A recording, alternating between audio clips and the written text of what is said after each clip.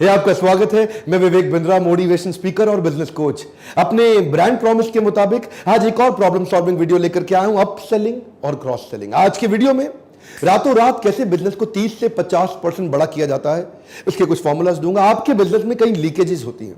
एक लीड, एक कस्टमर, जो कि लीड आपका जो कस्टमर है, उसी को आप ज्यादा बेच दो तो भी बिजनेस बड़ा हो जाता है, या कस्टमर ज्यादा ले आओ तो भी बिजनेस बड़ा हो जाता है। देखिए, बिजनेस बड़ा करने के ना दो तरीके हैं।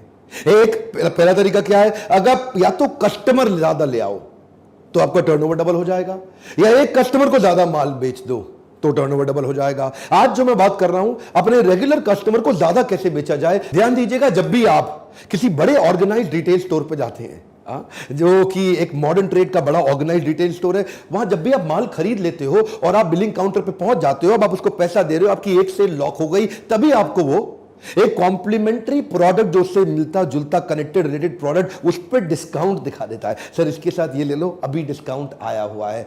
यहां पे आपको जादू दिखेगा, ट्राई मारिए, यहां जादू होता है इस समय, क्योंकि वो एक चीज ले चुका है और दूसरे पे डिस्काउंट जो इसके साथ बाद में जरूरत पड़ने वाली है। जैसे आप आजकल स्मार्टफोन ले रहे हो ना, स्मार्टफोन आजकल महंगे होते चले जा रहे हैं, 50,000, 70,000, 1,30,000। इसके साथ में स्मार्टफोन का इंश्योरेंस जब आप काउंटर पे जाते हो तब वो आपको बताता है। मोबाइल खरीद लेते हो तब, क्योंकि एक सेल लॉक हो गई, ऐसा ना हो कि इसके चक्कर में ये भी हाथ से निकल जाए, क्योंकि ये सेल लॉक हुई अब चलेगा। इसको बोलते हैं जादू। क्रॉस सेलिंग क्या है, एक खरीदने आपने दूसरी बेच दी साथ में, एक खरीदने इसे बोलते हैं क्रॉस सेलिंग, ये लिया साथ में ये भी दे दिया। एक और होता है अप सेलिंग। अप सेलिंग मतलब 100 की खरीदी 150 की बेच दी, लेकिन 150 की बिकेगी कब, उसका 100 का बजट था, पर आपने बताया 150 की चीज 50% डिस्काउंट पे मिल रही है। एकदम जादू। क्यों, कस्टमर को क्या लगता है, थोड़ा सा और बजट स्ट्रेच कर लूं तो वो चीज मिल जाएगी जो मैं अदरवाइज खरीद नहीं पाता, आज मिल रही है। 24 इंची का टीवी लेने आया, 32 इंच का बेच देंगे, ये चल सकता है। 24 इंच का लेने आया, 52-56 इंच का बेचेंगे, दिक्कत हो जाएगा। सुनिए, कस्टमर के डेटाबेस और एनालिटिक्स को ध्यान से पढ़िए और अपने अलग अलग प्रोडक्ट्स को आपस में लिंक करने की कोशिश करिए।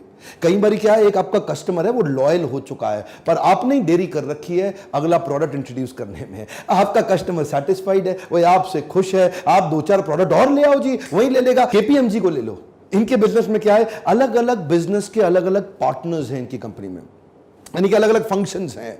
अब अगर आपकी कंपनी में स्ट्रैटेजी का आदमी आता है, आपकी कंपनी में आके वो स्ट्रैटेजी बनवा देता है, कहता है जी मैं आपकी स्ट्रैटेजी ऐसी तैयार करा दूंगा जी, आपका बिजनेस सीधा 3 गुना बढ़ेगा। आपने कहा आ जाओ जी, आपने उसकी सर्विस ली, आप सेटिस्फाइड हो गए। अब वो क्या करेगा, आपको बोलेगा सर ये सब तो ठीक है, लेकिन आपके यहां कॉर्पोरेट फाइनेंस जो है ना, वो एरिया कमजोर है।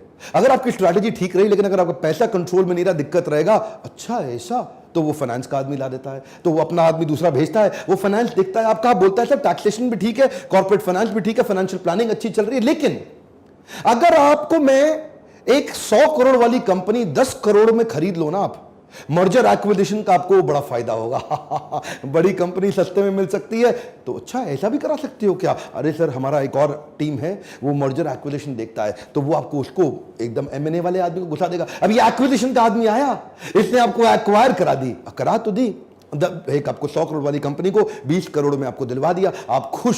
लेकिन फिर आपको क्या बोलेगा, सर ये जो आपने कंपनी खरीदी है ना, ये कंपनी सस्ती इसलिए मिली क्योंकि फेल थी, इसके एम्प्लॉय बढ़िया नहीं थे, इसके एम्प्लॉय ढंग से काम नहीं कर रहे, डिसएंगेज्ड हैं। ऐसा करो सर, आपको HR स्ट्रैटेजी का आदमी चाहिए जो उसके एम्प्लॉय को हैंडल करे, HR की सर्विस चाहिए होगी। अच्छा उसके लिए क्या करना है, सर मैं दूसरा आदमी भेजता हूं। HR का आदमी आता है तो वो सिक कंपनी, जो कमजोर कंपनी खरीदी थी, उसमें कहता है सर रीस्ट्रक्चरिंग करनी पड़ेगी, इसके कुछ एम्प्लॉय को निकालना है, कुछ को प्रमोट करना है, कुछ को बाहर करना है।